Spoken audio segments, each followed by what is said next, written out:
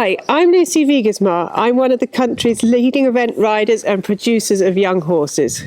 So here we're going to look at some handy tips on getting your horse fit for an event. Obviously, if you've got a big event like a 3-day event, you need to plan backwards from there. So say you've got an event in June, you really need to start thinking about your horse's level of fitness in February or March. Keep a diary, work backwards on weeks. First of all, before the season starts, you need to really establish a good level of base fitness in the horse. We do this by walking and trotting on the roads, up hills, long, slow pulls, just to get the horse with a really good base level of fitness before we start doing any canter work. Not all horses can work on the road, some can be a bit footy. We've had horses like this in the past that just don't stand the pounding on the road, so you have to do their base fitness on a softer surface. We're very lucky here close to Dartmoor, we can take them up onto the moor and work on the softer ground up there in their trot and walk work. Make the most of the facilities you've got rather than those hankering after those that you don't have. If you don't have access to a gallop, and let's face it, most of us don't, make the most of what you've got around you. As I said, we're very lucky with Dartmoor. We do almost all our canter work up on the moor, only taking them up to gallops in the last 6 weeks before a 3-day event. Some people are lucky enough to have really steep banks.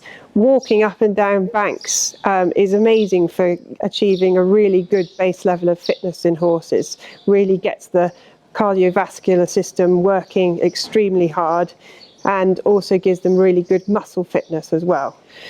Once you've got your base level of fitness, it's important to get the horse specifically fit for the job in hand. If you do too much work and get them overfit, you're in danger of injuring them before you ever even get to your competition. If they're not fit enough, obviously they're not going to perform as well, and you're putting them at more risk of being injured in competition. When we're getting the horses fit for Badminton, which always falls at the beginning of May, we usually start our galloping work or our canter work around about the end of January. So that gives us a good 3 months of cantering work, and also allows us to build up the canter work slowly, so we're not pressurising the horse unduly at any point. It also builds in a little bit of a safety net. If the horse has a small injury, say an overreach, and can't be worked for a week, it just gives you that little bit of extra breathing space so that you can get them fit enough in plenty of time. When our horses are doing the majority of their fitness work on the gallops or on the moor, we usually are working them up to 3 times a week, fast work. But then obviously, because they're doing a lot of stressful hard work, fast work, you need to moderate what you're expecting them to do schooling wise. So I have periods of time where I really concentrate on the horse's cardiovascular fitness work at the expense of schooling and jumping practice, and so I'm not stressing the horse's body too much at any one time.